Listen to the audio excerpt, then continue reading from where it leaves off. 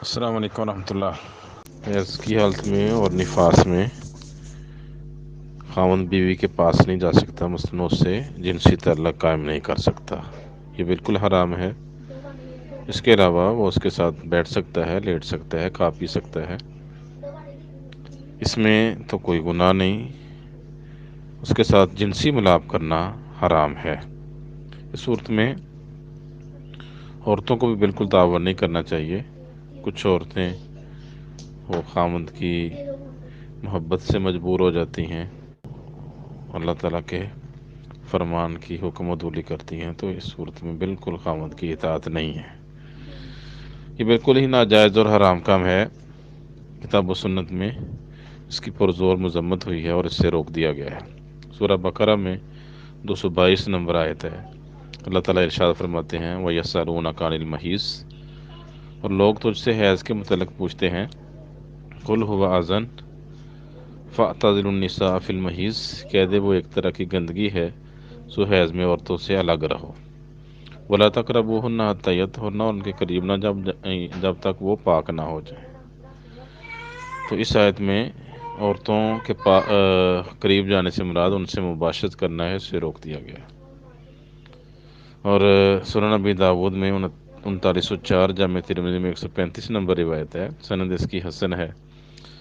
سیدنا ابو ہریرہ رضی اللہ تعالیٰ عنہ بیان کرتے ہیں کہ رسول اللہ صلی اللہ علیہ وسلم نے فرمایا، من اتی حائضا او امرأة فی دبرها او کاہنا فقد کفر بما انزل علی محمد، جس نے حائضہ عورت سے مباشرت کی یا عورت کی دوبر میں صحبت کی یا کسی کاہن کے پاس گیا اور اس کی بات کو سچا مان لیا، تو اس نے محمد صلی اللہ علیہ وسلم پر نازل کردہ شریعت کے ساتھ کفر کیا ہے۔ تو جس کو حلال سمجھے وہ تو کافر ہو ہی جاتا ہے، اور جو اس کام کو حرام سمجھ کے کرتا ہے، حالت حیض میں بیوی کے ساتھ مباشرت یا بیوی کے ساتھ بدفعلی کرتا ہے، تو یہ بڑے کبیرہ گناہوں میں ہے، گناہ کا کام ہے۔ دوسری روایت ہے سیدنا انس بن مالک سے، بیان کرتے ہیں یہودی جب ان میں کوئی عورت حائضہ ہوتی تو نہ وہ اس کے ساتھ مل کر کھاتے تھے، نہ اس کے ساتھ گھر میں ایک ساتھ رہتے تھے۔ چنانچہ صحابہ کرام رضوان اللہ اجمعین نے اس مسئلے کے بارے میں نبی صلی اللہ علیہ وسلم سے سوال کیا، تو اللہ تعالیٰ نے یہ آیت نازل کر دی وَيَسْأَلُونَكَ عَنِ الْمَحِيضِ قُلْ هُوَ أَذًى فَاعْتَزِلُوا النِّسَاءَ فِي الْمَحِيضِ، سورہ بقرہ کی 222 نمبر آیت اللہ تعالیٰ نے اتار دی، اور آپ نے فرمایا اصنعوا كُلَّ شَيْءٍ إِلَّا النِّكَاحَ، بیویوں سے حالت حیض میں سارے کام کر لیا کرو سوائے مباشرت کے، جماع نہیں کر سکتے۔ یہ بات یہودیوں کو پہنچی تو انہوں نے کہا یہ آدمی ہمارے دین میں ہمارے ہر حکم کی مخالفت کرنا چاہتا ہے۔ یہ روایت صحیح مسلم میں 302، سنن ابی داود میں 258، جامع ترمذی میں 2977 نمبر روایت ہے۔ تو قرآن آیت اور یہ احادیث اس بات کی واضح دلیل ہیں کہ حالت حیض میں بیوی کے پاس جانا، اس کے ساتھ صحبت قائم کرنا، تعلقات زن و شو قائم کرنا بالکل ہی حرام ہے۔ اگر کوئی اس جرم کا ارتکاب کر لے، مسلمان کو تو زیبا نہیں اس طرح کے سنگین نتائج کے حامل دلائل کے بعد وہ اس طرح کی جسارت کر سکے۔ اگر کوئی کر لے تو اسے اللہ تعالیٰ سے معافی مانگنی چاہیے، توبہ استغفار کرنا چاہیے، اور دوبارہ اس جرم کا ارتکاب نہیں کرنا چاہیے۔ اس بارے میں کچھ معروف ہے عوام میں کہ حالت حیض میں جو بیوی سے مباشرت کرے اسے نصف دینار یا 1 دینار صدقہ کرنا چاہیے، اس طرح کی کوئی روایت صحیح نہیں۔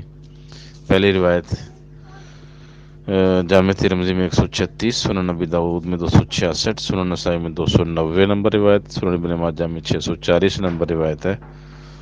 عبداللہ بن عباس رضی اللہ تعالیٰ عنہ بیان کرتے ہیں کہ رسول اللہ صلی اللہ علیہ وسلم نے فرمایا اذا وقع الرجل بأہلہ وہی حائض، جب خاوند حالت حیض میں اپنی بیوی سے مباشرت کرے فلیتصدق بنصف دینار، تو وہ نصف دینار صدقہ کرے۔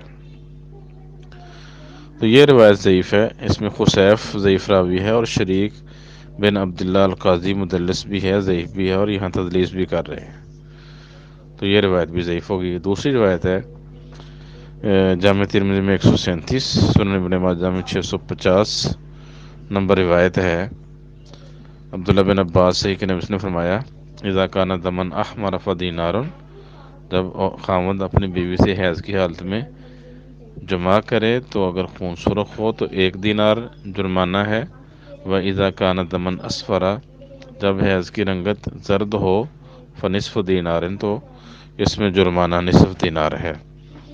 تو یہ روایت بھی ضعیف ہے، اس میں عبدالکریم ابو امیہ ضعیف راوی ہے، تو اس مفہوم کی تو کوئی صحیح روایت نہیں۔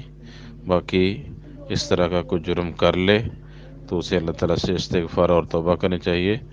باقی کسی مسلمان کو زیبا نہیں ہے کہ اس طرح کے دلائل آنے کے بعد اس طرح کی جسارت کرے۔